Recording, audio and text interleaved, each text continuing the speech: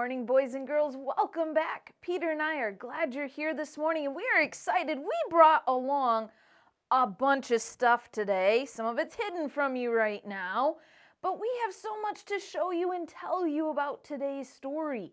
Let me start off. Now, I know you can't actually answer me, but think for a moment what your favorite animal is. What is your favorite animal? I know I have asked this before because it's gotten me in trouble before, but your favorite animal, boys and girls, and think about if it just disappeared.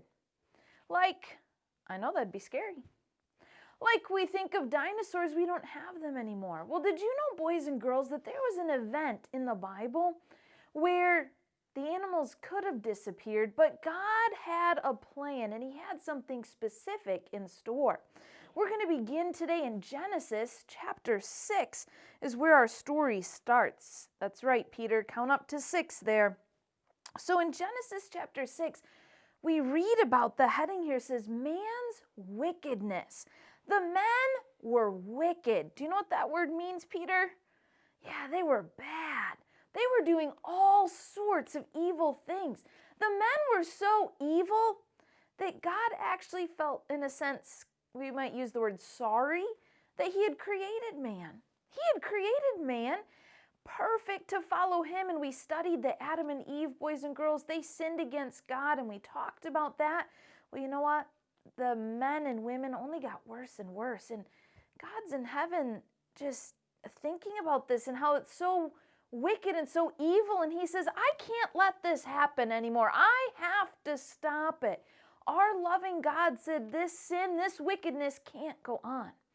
Well, He looked down at earth and He saw a man named Noah.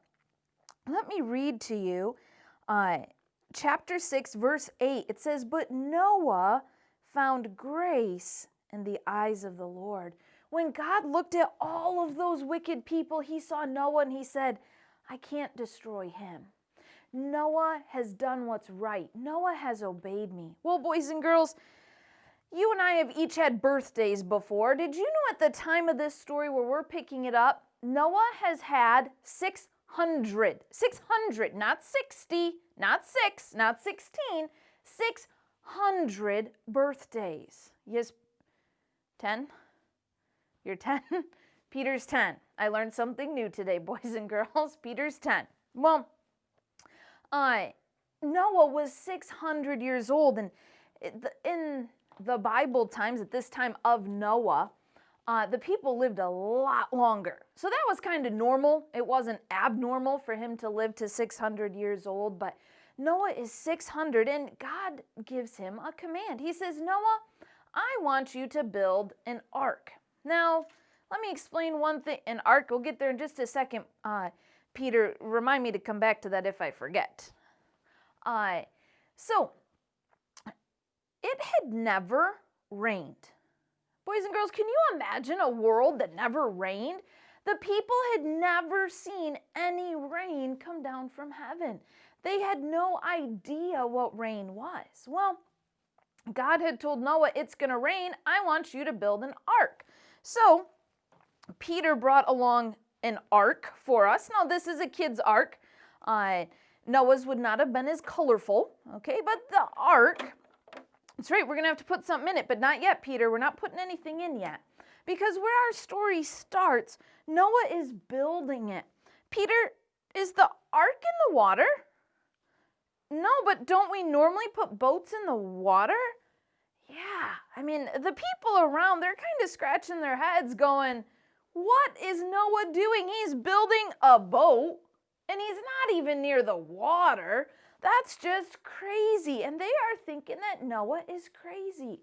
Well, Noah keeps building the ark. He builds and builds and builds. Day after day, he's making it. That's right, Peter, sawing the wood. Peter, do you know what kind of wood it was what kind was it? Lion wood. Boys and girls, have you heard of lion wood? Okay, Peter has, but I have not. I've not heard of lion wood. But it was named after an animal. It's gopher wood. So he built the ark out of gopher wood, and he built it. Took a long time, boys and girls, and the people were making fun of him. They're like, hey, did you see Noah? Did you see that crazy guy? I mean, he's like building a boat and not in the water. They didn't have huge cranes. They didn't have machinery that they could just take the ark to the water. They think Noah has lost his mind. Well, this whole time Noah's preaching at the people. He's telling them, you've got to repent. You're doing wickedness. You've got to get on the boat with us. And he's encouraging the people to follow God, to repent of their wickedness. Well, Noah finishes the ark. He worked and worked at it. He finished the ark, boys and girls. This was a long project. It wasn't something that happened overnight. The ark was quite huge. In Genesis, it gives us the dimensions, measures them in a cubit. But it gives us the dimensions of how big it was going to be, about that long for a cubit. So he gives us the dimensions, boys and girls. But you know why this boat had to be so big? Why did the ark have to be so big, Peter? Yeah. Well, God wanted to protect Noah and his family. God also wanted to protect the animals. So Peter brought along some animals for us to see. And Peter, from hearing this story before, do you know how many of each kind of animal he brought along? You forgot? Oh, Peter forgot. Maybe we should look in the Bible and see what it says, if I can remember which verse it was in. Sorry, boys and girls, I have to flip the page. There it is. It's on the bottom of the page. Okay, it says, but with thee will I establish my covenant, and thou shalt come into the ark. So God is talking to Noah. He says, you're going to go in, and thy sons, and thy wife, and thy sons' wives with thee. And of every living thing of all flesh, 2 of every sort shalt thou bring into the ark to keep them alive with thee.